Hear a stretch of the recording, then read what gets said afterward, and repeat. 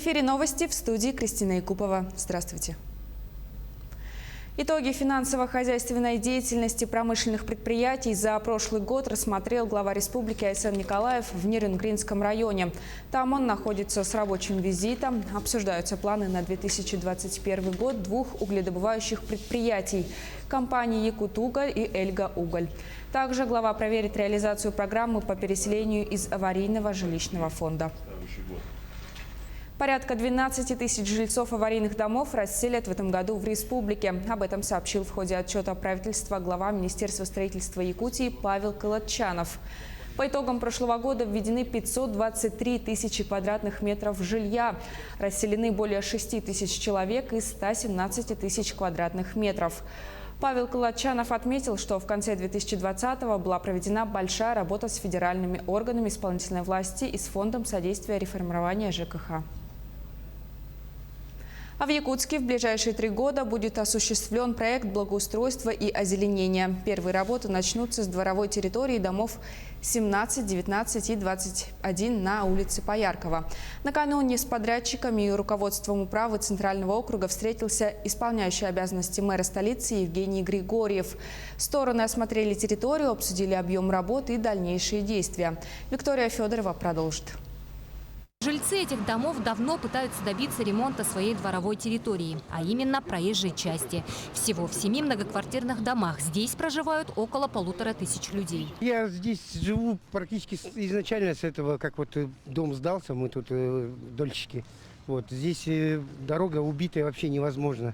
Здесь постоянно Здесь, во-первых, не было никогда асфальта, здесь был цемент изначально положен, цемент. И вот этот цемент, он весь оседает в квартирах, когда машины ходят, а машин здесь немерено. Исходя из жалоб и предложений, поступивших в управу Центрального округа, столичной администрацией было принято решение в числе первых включить этот двор в 3-летний проект благоустройства Якутска. В этом дворе мы наведем порядок. Это вот тот первый двор, который попал в 3-летку благоустройства первого года. Всего мы в этом году планируем отремонтировать 16 дворовых территорий. Сейчас ведется активная фаза подготовки проектно-сметной документации, готовимся к торгам. Поэтому уже есть торги, вот подрядчик присутствует сегодня. Мы спросили, каков у него опыт. Подрядчиком выбрана строительно-транспортная компания «Стена». Уже названы предварительные сроки работы. Ну, я думаю, в срок уложимся. В принципе, проект нормальный, все сделано как должно быть. Замена полностью дорожного полотна, которое разрушено вот сейчас на данный момент. Плюс еще тротуары, установка бордюров. Тротуарная плитка замена будет. Опыт работы у нас уже есть. Такими объектами, это не один объект у нас. К концу лета эта дворовая территория обретет совершенно новый вид. Ремонтные работы планируют начать уже с конца мая. Сначала проложат новый асфальт на проезжей части, затем силами управляющей компании будет произведен косметический ремонт детской площадки. Асфальтирование этой территории площадью 5000 квадратных метров обойдется городскому бюджету в 14 миллионов рублей. Всего же в этом году на реализацию мероприятия по благоустройству Якутска предусмотрено порядка 200 миллионов рублей. Виктория Федорова, Георгий Григорьев, Якутск. Также в рамках благоустройства столицы сегодня исполняющий обязанности мэра Евгений Григорьев проверил работу управляющих компаний. Первая точка маршрута – снежный полигон, куда отвозят снег со всего города. Также были осмотрены проблемные участки столицы. Следующий пункт – проспект Ленина. Там уже идут работы по его реконструкции. В планах провести водоотведение и не только в центре города. Это должно частично решить проблему также и летней пыли в городе. Будет сделана ливневая канализация должным образом. Не должно быть то, что у нас у проспекта Ленина там после дождя озеро появляется. Такого не должно быть. У нас вот есть ранее отремонтированные улицы, по которым необходимо делать ливневку. Вот у нас улица Лермонтова без ливневки. 103-й квартал, это дома Лермонтова 94-96. У них, к сожалению, там по Лермонтову вообще нет водоотведения. Как так было сделано, но надо это сделать. И вот что происходит-то? У нас стекается туда с песком вода, и вода высушивается, и там появляется маленькая пустыня песка. Вот это надо, чтобы все уходило в ливневую канализацию, потом все собиралось и вывозилось за город. 68 новых случаев коронавирусной инфекции выявлено за прошлые сутки в Якутии.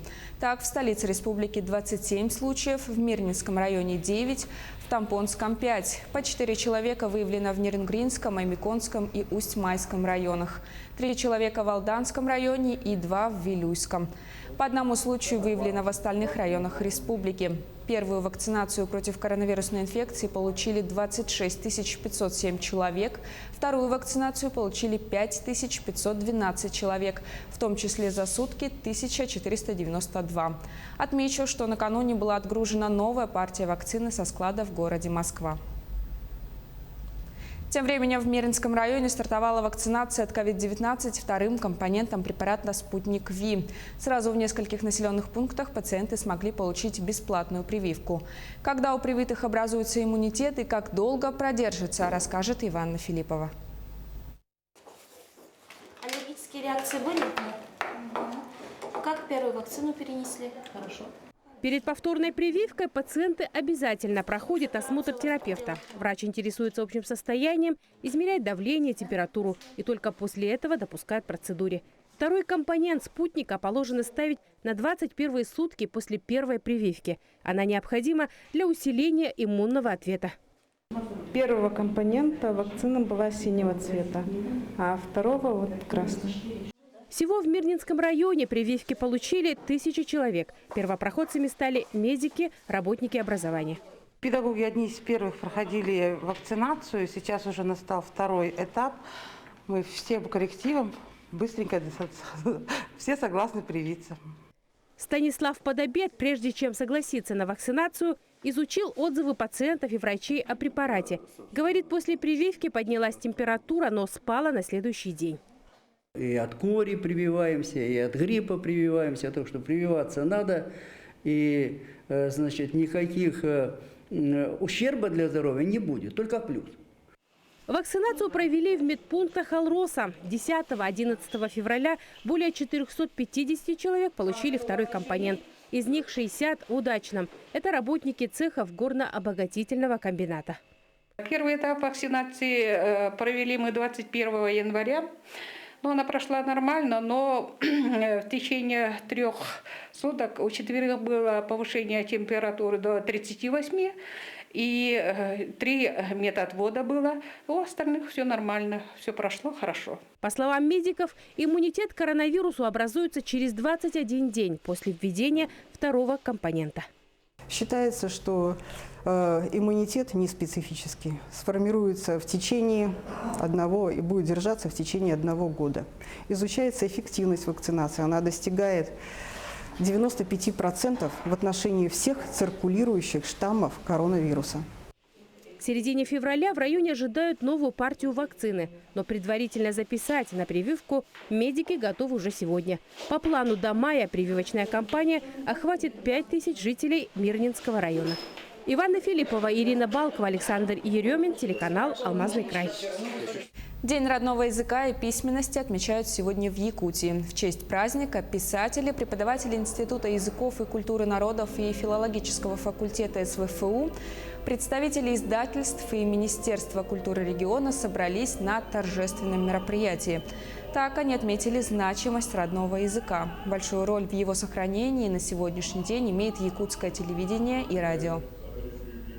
Якутский язык в списках ЮНЕСКО стоит в списке языков, которые, возможно, в будущем могут исчезнуть.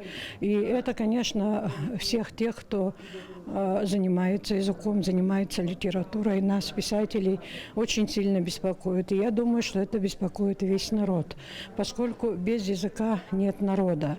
И поэтому все то, что идет на пользу развития языка, на пользу его распространения среди молодежи, я думаю, что оно значит очень много. Москву накрыл мощный снегопад. Сугробы за прошедшие сутки выросли на 40 сантиметров. Транспортные пробки в столице, несмотря на все усилия коммунальных служб, достигли 10 баллов, рассказывает Артем Шануров. Такого снегопада в Москве не видели уже несколько лет. Высота сугробов выросла на десятки сантиметров. Город задействует все имеющиеся мощности для расчистки улиц. Этим сейчас занимаются более 13 тысяч единиц техники и 60 тысяч сотрудников коммунальных служб. Несмотря на все их усилия, пробки в течение дня достигали 9 баллов, а ближе к вечеру выросли до 10. Водителям рекомендуют оставить машины дома и пользоваться городским транспортом. Тем, кто все-таки решился выехать, посоветовали быть как можно более внимательными. Некоторые жители столицы тем временем радуются приходу зимы. Тяжело пробираться очень, а так, наконец-то в Москве зима настоящая наступила. Хоть немножко и поздно. Ну а вот для гостей из регионов России с более суровым климатом погода в Москве не кажется слишком уж экстремальной. Очень тепло. Мы с Сибири, для нас это просто плюс 15. Очень классно. Виновником сильного снегопада стал пришедший с Балкан циклон Волькер. Также он принес с собой сильный ветер с порывами до 20 метров в секунду. Как прогнозируют синоптики, пик непогоды придется на ночь с пятницы на субботу. Снегопад продолжится еще 2 дня, после чего ожидается понижение температуры. По ночам она будет достигать минус 30 градусов. А животные в московском зоопарке спокойно переживают природные условия. В отличие от городских жителей, их не волнуют проблемы с транспортом. Они спокойно пережидают снегопад в вольерах. Немногочисленные посетители зоопарка, которые решились выбраться из дома в такую погоду, смогли увидеть гигантских панд, комфортно поедающих бамбук. Якутская исполнительница Саина в числе жюри в телевизионном шоу. На телеканале «Россия» стартовал 3-й сезон популярного музыкального шоу «А ну-ка все вместе».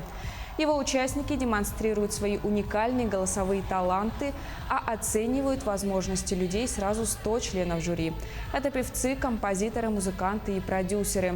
Сейчас каждый день в студии на Мосфильме проходят съемки программы, премьера намечена на весну. В рамках шоу якутянка сменит 9 уникальных национальных костюмов, даст мастер-класс игры на хомусе и познакомит зрителей с техникой таюк, а также даст свою оценку исполнительскому мастерству участников. Когда выходит один исполнитель, конечно, иногда его даже не то что жалко, но представляешь себя на его месте. Ты выходишь, и впереди такая сотня. Да еще главный эксперт – это Сергей Лазарев, уже 3-й год. И задача исполнителя – выйти и поднять всех экспертов. Это чтобы вся сотня встала. У тебя всего лишь 2-3 минуты, и ты, если показываешь свой потенциал, то это очень, можно сказать, мастерство, профессионализм. Не все этим владеют, и некоторые не успевают довести нас до мурашки. У меня на этом вся информация. Оставайтесь на нашем телеканале. Еще больше новостей на наших официальных сайтах jak24.ru и nvk-online.ru. Берегите себя.